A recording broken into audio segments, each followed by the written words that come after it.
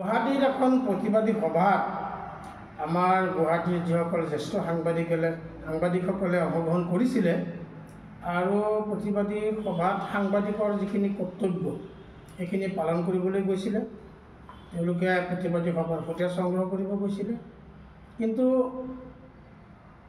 আমাৰ ক'বলগীয়া কথাটো এইটোৱেই, কোনোবাই প্ৰতিবাদ কৰিছে আৰক্ষীয়ে বাধা দিব, তাত আমাৰ ক'বলগীয়া একো নাই। প্ৰতিবাদকাৰী প্ৰতিবাদ কৰিব, তাত আমাৰ ক'বলগীয়া একো নাই। কিন্তু প্ৰতিবাদকাৰীৰ ওপৰত যেতিয়া কন্দুৱা গেছ ব্যৱহাৰ কৰিলে, তেতিয়া আমাৰ কেইবাজন জ্যেষ্ঠ সাংবাদিক তাত আহত হ'ল। খুব বেয়াকৈ তেওঁলোকে গেছ হৈ গ'ল। তেওঁলোকৰ গেছ হোৱাৰ কাৰণে তেওঁলোকে ট্ৰিটমেণ্ট কৰিবলগীয়া হ'ল। আৰু ৰাস্তাৰ ফুটপাথত যেনেকৈ সাংবাদিকসকলে যি ধৰণৰ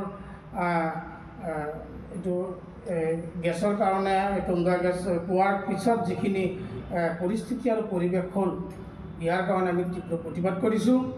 আমি ভাৰতীয় সাংবাদিক সংঘ, ভাৰতীয় পত্ৰকাৰ সংঘ আৰু আমি নগাঁও জিলা কমিটিৰ তৰফৰ পৰা আমি ইয়াৰ তীব্ৰ প্ৰতিবাদ কৰিছোঁ। আৰু এনেধৰণৰ সাংবাদিকে নিজৰ কৰ্তব্য পালন কৰিবলৈ যাওঁতে আৰক্ষীয়ে যদি কোনো বাছ বিচাৰ নকৰাকৈ যদি এনেধৰণৰ কন্দুৱা গেছ ব্যৱহাৰ কৰে, লাঠি চাৰ্জ কৰে, তেতিয়াহ'লে এই কথাত আমি জনাই দিছোঁ যে আমিও কিন্তু আৰক্ষীৰ বিৰুদ্ধে, চৰকাৰৰ বিৰুদ্ধে আমিও কিন্তু ইয়াৰ প্ৰতিবাদ কৰিম। ইয়াতকৈ আৰু কঠোৰ প্ৰতিবাদ কৰিম। প্ৰয়োজন হ'লে আমি চৰকাৰী পক্ষৰ বা আৰক্ষী বিভাগৰ যিখিনি এক্টিভিটিছ শেহতীয়াকৈ আমি লক্ষ্য কৰিছোঁ, আমি ইয়াৰ বিৰুদ্ধে তীব্ৰ প্ৰতিবাদ কৰিম। গণতান্ত্ৰিক আন্দোলন কৰিবলৈ আমি বাধ্য হ'ম। যি আক্ৰমণ কৰিলে গুৱাহাটীত যোৱা বুধবাৰে, এইটো সঁচাকৈ গৰিহণাযোগ্য। আৰু আমি দেখিছোঁ যি প্ৰতিবাদ হ'ব লাগিছিল, যিটো হাৰত প্ৰতিবাদ হ'ব লাগিছিল চৰকাৰৰ বিৰুদ্ধে, তেনেধৰণৰ প্ৰতিবাদ আমি দেখা পোৱা নাই।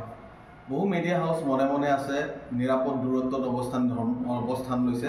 কিন্তু চৰকাৰক আমি ভুলবিলাক দেখুৱাই দিবই লাগিব, কিয়নো তেওঁলোকে নিশ্চয় ভুল কৰিছে।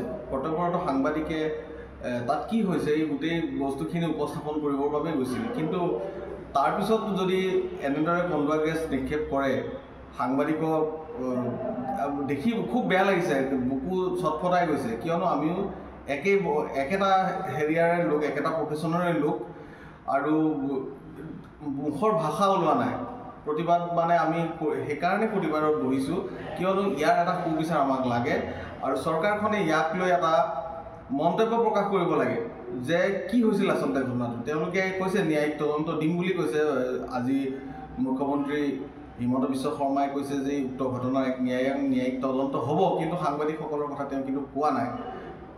তেওঁলোকৰ ক'ত ভুলটো হৈছে নিশ্চয় ক'ব লাগিছিল। আৰু আমি ভাৰতীয় সাংবাদিক সংঘৰ নগাঁও জিলা সমিতি, কেন্দ্ৰীয় সমিতিৰ নিৰ্দেশ মৰ্মে আমিও আজি ক'লা বেজ পৰিধান কৰি উক্ত ঘটনাৰ প্ৰতিবাদ কৰিছোঁ আৰু লগতে উক্ত ঘটনাৰ নিন্দা কৰিছোঁ। আৰু ভৱিষ্যতে যাতে সাংবাদিকসকলক লক্ষ্য কৰি নলয় চৰকাৰ প্ৰশাসনে, তাক আমি সকীয়াই দিছোঁ।